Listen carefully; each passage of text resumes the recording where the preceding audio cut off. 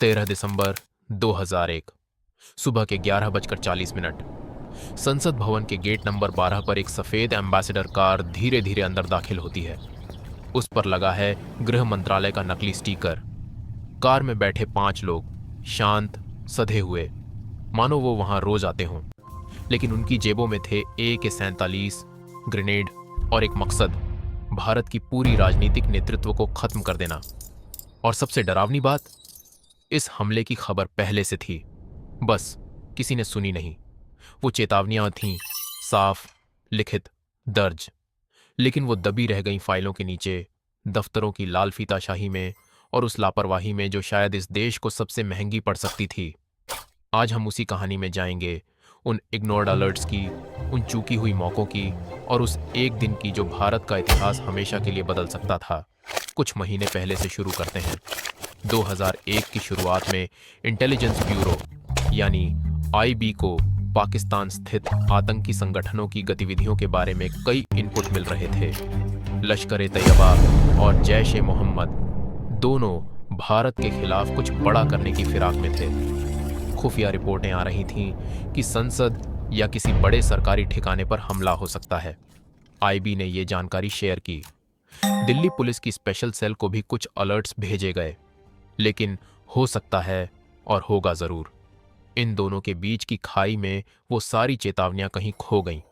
सोचिए, अगर उन रिपोर्टों पर सही वक्त पर कार्रवाई हुई होती तो शायद 13 दिसंबर की सुबह कुछ और होती। 13 दिसंबर को जब वो एम्बेसडर कार संसद परिसर में घुसी, उस वक्त अंदर मौजूद थे सैकड़ों सांसद, मंत्री और स्टाफ।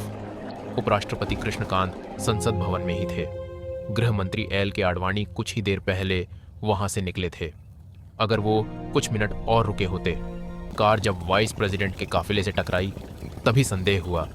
CRPF के एक जवान ने आगे बढ़कर रोकने की कोशिश की और तभी कार से निकले 5 आतंकी और शुरू हो गई वो मुठभेड़ जो अगले 45 मिनट तक चली।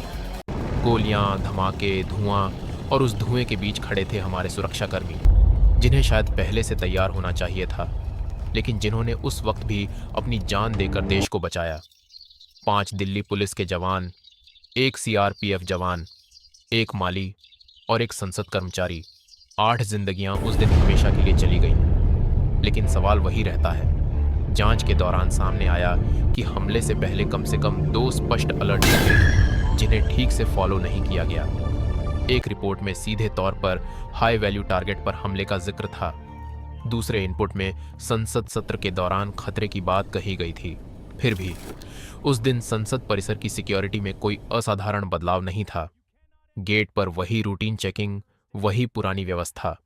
एक पूर्व IB अधिकारी ने बाद में माना था, हम जानते थे कि कुछ हो सकता है, लेकिन कब और कहां, यही सबसे मुश्किल सवाल था। मुश्किल सवाल, लेकिन उस जवाब की कीमत 8 परिवारों ने अपनों की जान देकर चुकाई।